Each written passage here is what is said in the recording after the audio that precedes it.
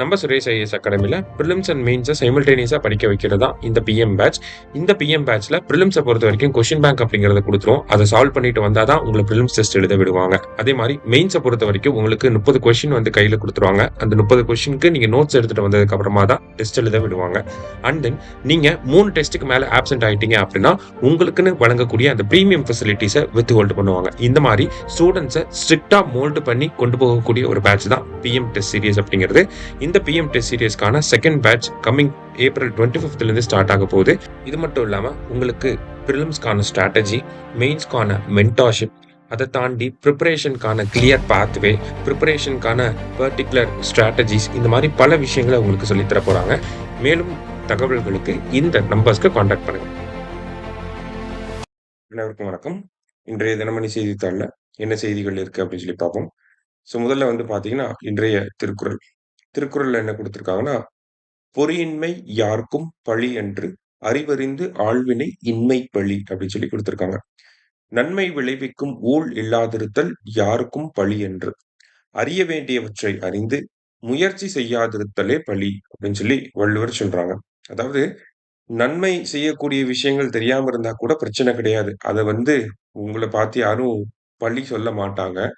ஆனா, அறிய வேண்டியவற்றை அறிந்து, தெரிய வேண்டிய எல்லா விஷயங்களையும் தெரிஞ்சுக்கிட்டு, அமைதியா இருக்கக்கூடிய, முயற்சி செய்யாம இருக்கக்கூடிய ஒரு நிலைய தான் எல்லாரும் வந்து குற்றம் சொல்லுவாங்க, பழி சொல்லுவாங்க அப்படின்னு சொல்லி திருவள்ளுவர் சொல்றார். திருக்குறள் எண் 618 அதிகாரம் ஆள்வினை உடைமை அப்படிங்கிற அதிகாரத்துல.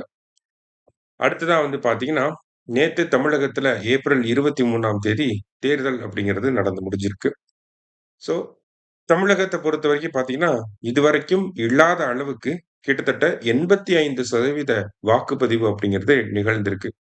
ஸோ, இவ்வளவு வரலாறு காணாத அளவுக்கு ஒரு வாக்குப்பதிவு நடப்பதற்கு என்ன காரணம் அப்படிங்கிறத இங்க பார்த்தோம்னா, தமிழகத்துல எஸ்ஐஆர் ஸ்பெஷல் இன்டென்சிவ் ரிவிஷன் அப்படின்னு சொல்லக்கூடிய இந்த வாக்காளர் பட்டியலை திருத்தம் செய்யக்கூடிய இந்த பணி நடைபெறுவதற்கு முன்பு எவ்வளவு கோடி வாக்காளர்கள் இருந்தாங்க அப்படின்னா 6,41,14,587 பேர் இருந்தாங்க. கிட்டத்தட்ட 6.41 6.41 crores இருந்திருப்பாங்க. சரிங்களா? வாக்காளர்கள். ஆனா எஸ்ஐஆர் பணியின் போது என்ன பண்ணிருக்காங்கன்னா, கிட்டத்தட்ட 97.37 லட்சம் வாக்காளர்கள வந்து ரிமூவ் பண்ணியிருப்பாங்க. அதனால டோட்டல் எலக்டோரேட்டோட ஸ்ட்ரென்த் எவ்வளவா ஆச்சு அப்படின்னு சொல்லி பார்த்தீங்கன்னா, 5.73 கோடியாக இருந்துச்சு. ஓகேவா? 6.41 இருந்து 5.73 கோடியாக இருந்திருக்கு. ஓகேவா? ஸோ இப்படி வாக்கு அளிக்கக்கூடிய வாக்காளர்களின் எண்ணிக்கை போன தேர்தலை விட இந்த தேர்தல்ல கம்மியா இருக்கனால தான் நம்மளுடைய வாக்குப்பதிவு சதவீதம் அப்படிங்கிறது அதிகமாக இருக்கு. சரியா?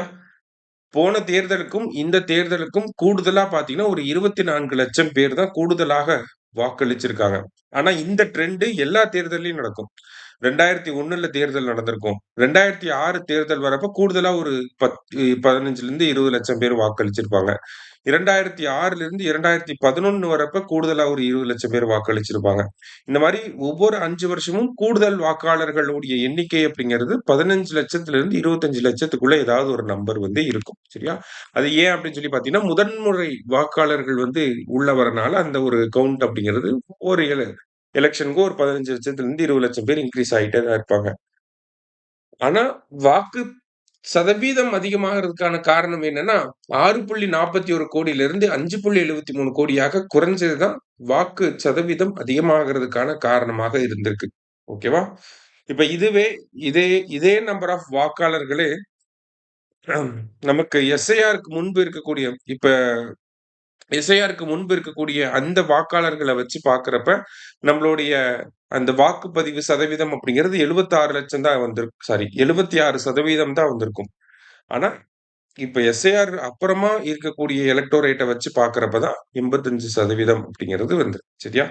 ஸோ, அதற்கு சரியான காரணம் இதுதான். வாக்குப்பதிவு அதிகமாகறதுக்கான சரியான காரணம் இதுதான். சரியா? அடுத்தது வந்து பார்த்தீங்கன்னா, அதிகமான வாக்குப்பதிவு எங்க நடந்திருக்கு அப்படின்னா, கரூர் மாவட்டத்துல 92.62% இருக்கிறதுலே கம்மி எங்கன்னா, கன்னியாகுமரியில 75.61% அப்படிங்கிறத குடுத்திருக்காங்க. சரியா? ரைட்.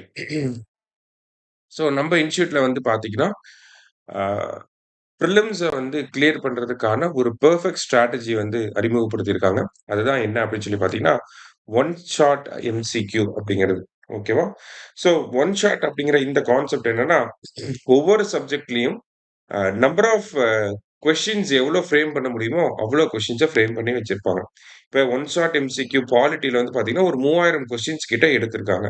ஒவ்வொரு டாபிக்ல இருந்தும் இப்ப பிரியாம்பிள்ல இருந்தே பார்த்தீங்கன்னா, உங்களுக்கு ஒரு 80 கேள்விகள் வந்து இருக்கும். இந்த மாரி ஒவ்வொரு டாபிக்ல இருந்தும் நெறைய நம்பர் ஆஃப் கொஸ்டின்ஸ் அப்படிங்கிறது இருக்கு. நம்ப என்ன பண்ணணும் அப்படின்னா, பிரியாம்பிள் படிக்கிறோம்னா, பிரியாம்பிள்ங்கிற டாபிக்க பேசிக்கான ஃபேக்ட்ட மட்டும் படிச்சுட்டு, இந்த 80 கொஸ்டினையும் வொர்க் அவுட் பண்ணி பார்த்துட்டோம்னா, பிரியாம்பிள்ல இருந்து எவ்ளோ ட்ரிக்கா கொஸ்டின் கேட்டாலும் நம்மளால அட்ரஸ் பண்ண முடியும். இந்த மாரி மொத்த பாலிட்டிக்கும் நம்ம ரெடி பண்ணியிருக்கோம். இதற்கான வகுப்புகள் அப்படிங்கிறது ஆரம்பிக்க போகுது. அந்த வகுப்புகள் எப்படி இருக்க போகுது அப்படின்னு பார்த்தீங்கன்னா, உங்களுக்கு அந்த 80 கொஸ்டின் இருக்கு ஒரு டாபிக்ல அப்படின்னா, அந்த 80 கொஸ்டினுக்குமான எக்ஸ்ப்ளனேஷன வந்து குடுத்துருவாங்க. இந்த புக்க வந்து உங்களுக்கு வீட்டுக்கே வந்து கொரியர் பண்ணிருவாங்க. ஸோ வரக்கூடிய 26ஆம் தேதியிலேருந்து இந்த கோர்ஸ் வந்து ஸ்டார்ட் ஆகுது. ஸோ ஒரு பெர்ஃபெக்ட் ஸ்ட்ராட்டஜி பிரிலிம்ஸ கிளியர் பண்றதுக்கு மறக்காம ஜாயின் பண்ணிக்கோங்க. சரியா? ஸோ இன்னைக்கு நியூஸ் பேப்பர்ல இருந்து முக்கியமான விஷயங்கள வந்து பார்த்திருக்கோம். நன்றி. 2026ல கவர்மெண்ட் ஜாப்க்கு ட்ரை பண்றீங்களா? அப்போ உங்களுக்கு பேங்கிங் தான் சூட்டபிள் செக்டர். எல்லாருக்கும் தெரிஞ்ச மாதிரி சொசைட்டிலே most respectable and prestigious jobs and வருஷத்துக்கு nearly 15 to 20 recruitment drives banking and insurance செக்டர்ல மட்டும் வருது. ஸோ அப்படிப்பட்ட எக்ஸாம்க்கு எப்படி ப்ரிப்பேர் பண்ணோம் இல்லையா? இங்கே தான் நம்ம சுரேஷ் பேங்கிங் உள்ள வராங்க. உங்களுக்கு குவாட் லெவல் ப்ராக்டிஸ்லேயே லேர்னர்ஸ்க்காக கிளாஸ் பேட்ச் அண்ட் பிக்னஸ்க்காக prelims test batch and intermediate and டாப்பர்ஸ்க்காக mains test batch and super பேட்சும் ஆஃபர் பண்றாங்க. இது போக நம்ம சுரேஷ் பேங்கிங்ல free study materials, digital lab facilities, daily online and offline test with correction கிளாஸும் ஆஃபர் பண்றாங்க. ஸ்டூடெண்ட்ஸோட டவுட்ஸ் அண்ட் queries சால்வ் பண்றதுக்கு mentor support and boys and கேர்ள்ஸ்க்கு separate study halls with 24/7 access. Suresh banking ஆப்ல ஆஸ்பிரன்ஸ் அவங்கள டெவலப் பண்றதுக்காக unlimited டெஸ்ட்ஸும் offer பண்றாங்க. One time fee payment with free test batches up to placement. உங்களோட பேங்கிங் ட்ரீம்ஸை achieve பண்ணுமா?